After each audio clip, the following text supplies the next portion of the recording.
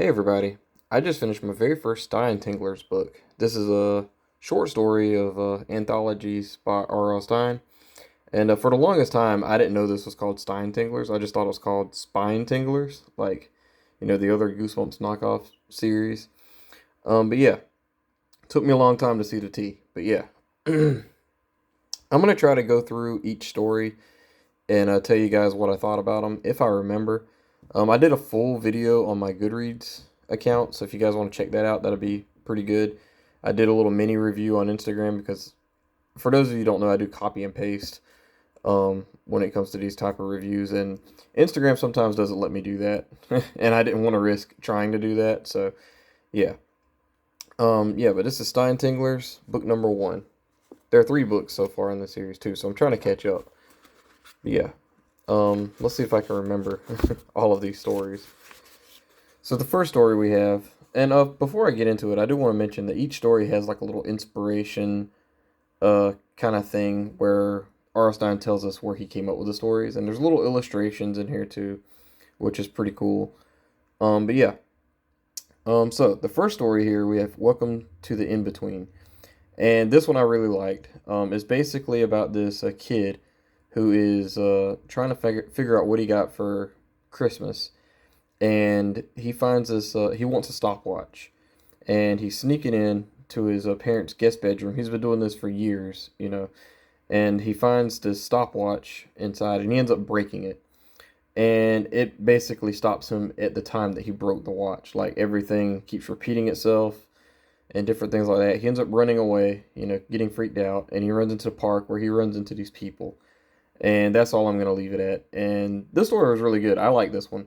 I gave it a 4 out of 5 stars. The only reason I didn't give it a five is because I felt like the smartwatch should have been something a little, should have had like an off-brand name to it. It was just a basic stopwatch, or smartwatch. So yeah, I didn't love that part, but or maybe the smartwatch got given to him by like a dad's friend that he ran into at a weird store or something. But yeah, yeah, that one's 4 out of 5 stars. Our Little Monsters was basically about this girl that's babysitting, and she goes to babysit these, and she refers to her people that she babysits as little monsters, and they like throw cake batter all over the place and different things like that. They're really rude, and she sees these people moving into this house across the or down the road from her, and she goes and introduces herself, and she knows they have kids, and the two kids' names are like it starts with a G, but they're really weird names, and she offers to babysit them, and that's basically what happens. And if you've read one book in the original series and one book in the Most Wanted series, you've read this book. Nothing unique here. I gave that a 3 out of 5 stars. I did kind of put my mindset in a way where, what if this is a kid reading this book that's never read anything by R.L. Stein? I think you would have liked it more if you'd have done that. But yeah, nothing original. Now, Skin is our next story. That one was original. It's basically about this kid that loves sports and different things like that, and he wants to be this like amazing athlete, and he's going for a layup in playing basketball, and the ball slips from his hands, and he notices that his hand is like drooping with skin, and his feet start drooping with skin, his face, different things like that. Really weird stuff is going on, and he doesn't know why. He gets somewhat of an explanation at the end of it. That could have been worked on. I still gave this one a 4 out of 5 stars. It was really gross and really different, really unique. I just wish we got a better reason why everything was happening, or even an explanation for why everything was happening. Our next story, The Ghost in the Car, is the first one that I absolutely disliked. It's basically about this older teenage bully that takes care of his two younger cousins, and he gives them rides back and forth to school. Sometimes he'll leave them like a block away from school, different things like that. And he ends up coming up to them one day with a new car, or a newer car. It's like beat up, raggedy. And he says that somebody died in the back seat of the car, and he keeps telling the kids, like ghost stories about this, person that died.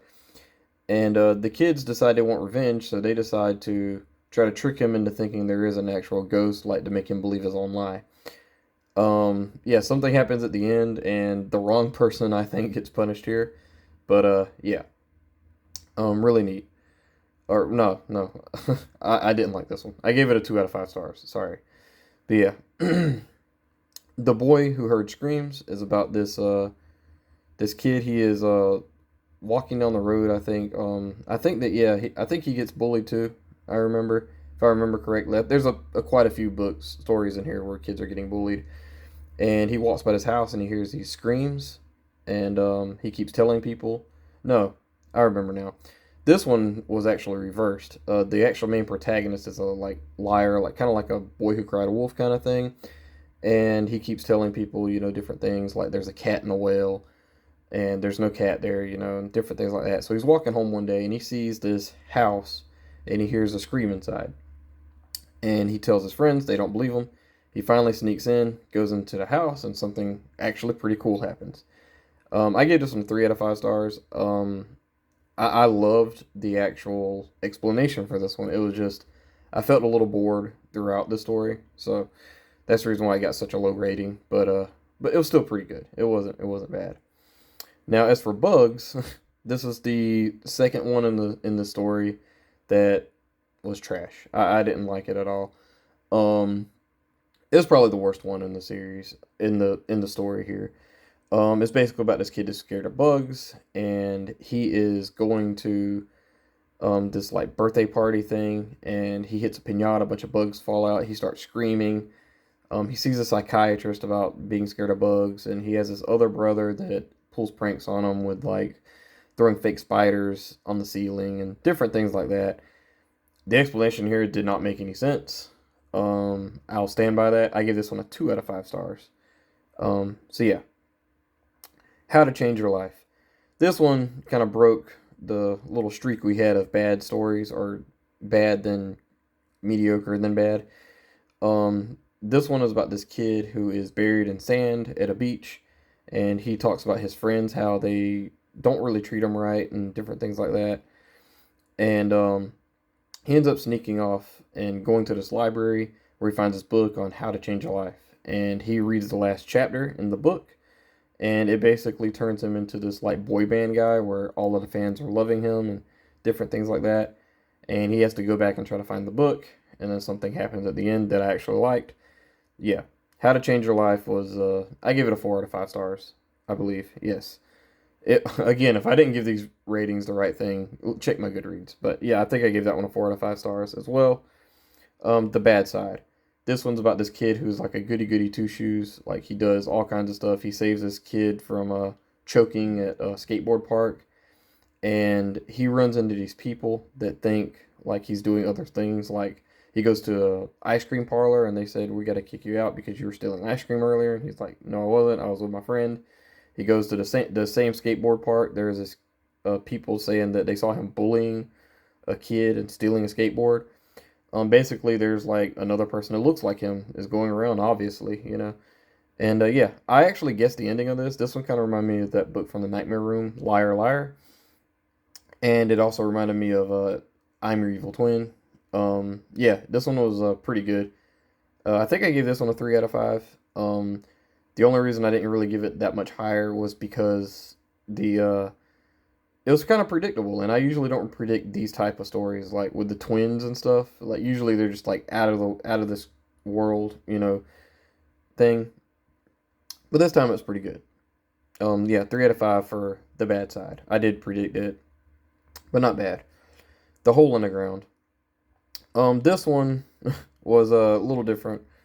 There's this kid that moves into a new town, and he sees these kids. He kind of makes friends with them, and they keep telling him about this hole in the ground in his backyard. He goes back there, and each day the hole gets bigger, and he eventually jumps in, and then something ridiculous happens. And at first, I was very mesmerized, like, okay, what's going on, but it doesn't tell us why this happened. It tells us why the holes got there, but yeah, I think I gave this one a 3 out of 5. I did like what was going on when he jumped into the hole, but after that, I didn't understand why, you know. But yeah, yeah, 3 out of 5 for me. I think anyway. I'm pretty sure I gave it a 3 out of 5. Next time I'm gonna write these down, but yeah, if you look at my Goodreads and you guys see that I gave something else a different rating on my video, then yeah, just ignore that. Uh, the Monster Maker is about basically a Slappy knockoff. It even says, okay, well, let me start over. There's this kid that loves to make like monster toys and stuff, and his mom and dad both work at these like one works at a fabric place, and the other one works at like a rubber manufacturer or something like that. And he likes to build little toy monsters, shows them to school and stuff. And there's the other kid that builds these monsters, and he does a better job. One day he's coming home and he sees this box that says a make a monster thing, and the monster's name is Boris, and it's basically just like Frankenstein thing. He puts it together, and the monster comes to life, and yeah, that's basically half the story. Yeah, the Monster Maker I gave it 4 out of 5 stars. It was basically a slappy book. You can't go wrong there. But yeah, that's it for Stine guys. I gave overall I gave this a 3 out of 5 stars. I think that's fair. Most of these stories are pretty nothing substantial for a Stein reader like me. You know, there's nothing that really surprised me other than skin and the in betweens. And even the in betweens, there was something towards the end that kind of just reminded me of like the Haunted School of all books. But yeah, I gave Stinetinglers 3 out of 5 stars. Please let me know in the comments below what did you think about this book. Thank you. Bye bye.